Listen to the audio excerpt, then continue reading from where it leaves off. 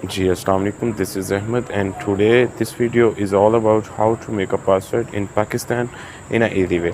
सो आपका टाइम भी बचेगा और आपको तमाम इंफॉर्मेशन इस वीडियो में दी जाएगी अगर आपको पासपोर्ट के बारे में कुछ भी नहीं पता।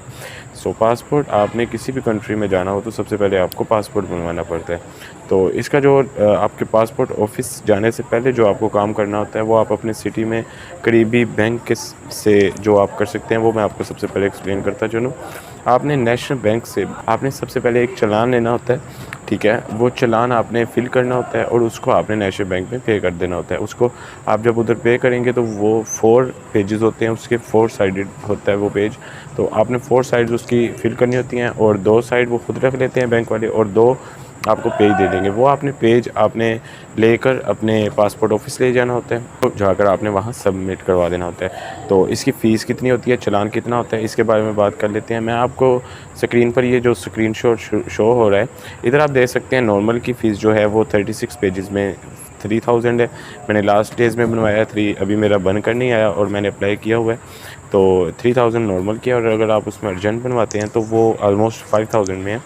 और उसमें अगर आप 72 पेजेस पे जाएँ तो फिर और जो फ़ीसेस हैं वो मैं यहाँ पर आपको शो करवा रहा हूँ, आप देख सकते हैं। आपका अगर एक मरतबा गुम हो चुका है तो उसके नीचे आप देख सकते हैं यहाँ पर कि यहाँ पर तमाम वो डिटेल्स हैं। उसके बाद अगर आपका सेकंड टाइम लॉस्ट हुआ है तो फिर उसकी अलहदा फ़ीस ज़्यादा है और उसका थर्ड टाइम के लिए आपके सामने प्रोसीजर शो हो रहा है। तो डॉक्यूमेंट साथ क्या लेकर जाने हैं पासपोर्ट ऑफिस ले जाते हुए? सबसे पहले तो आपने चालान पे करना है, उसके लिए आपको एक अपनी CNIC आईडी लेकर CNIC यानी कि आपको अपने शनाख्ती कार्ड की फ़ोटोकॉपी लेकर जानी होती है। और यही शनाख्ती कार्ड कॉपी आपको एक पासपोर्ट ऑफिस भी लेकर जानी होती है और आपके पास अपना ओरिजिनल CNIC भी होना चाहिए जब आप पासपोर्ट ऑफिस जाएँ। ओरिजिनल ज़रूरी है, ठीक है? वरना आपका कोई काम नहीं होगा।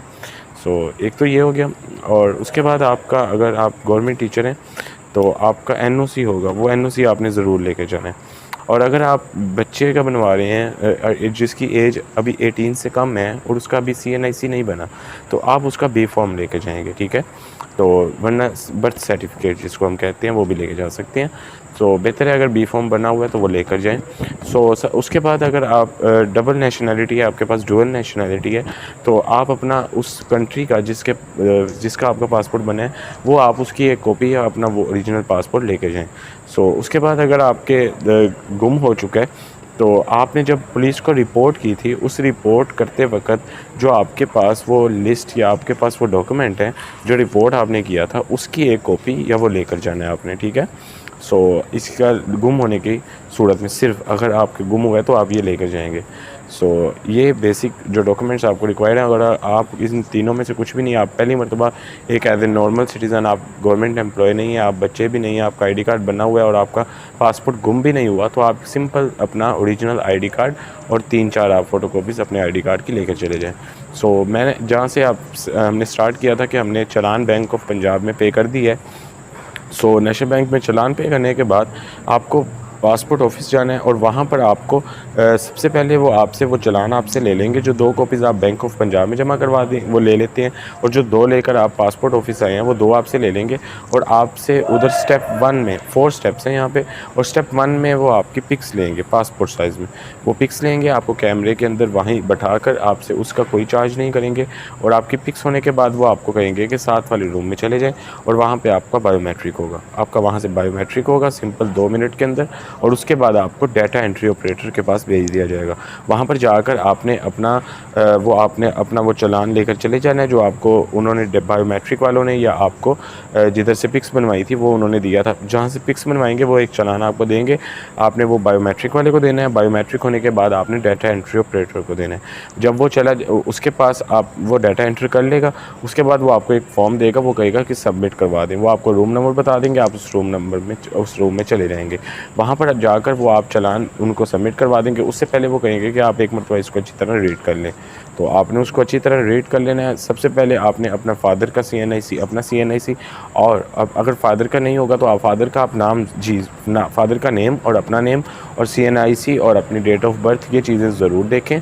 और आपको अगर अर्जेंट पासपोर्ट चाहिए तो आप जल्द बनवाने के लिए आप अर्जेंट बनवा सकते हैं। वो आपको 4 to 5 वर्किंग डेज़ के अंदर मिल जाता है। और अगर आपको जल्द नहीं है तो आप उसको नॉर्मल में बनवाएं, वो आपको 15 to 16 days normal working days में मिल जाते हैं।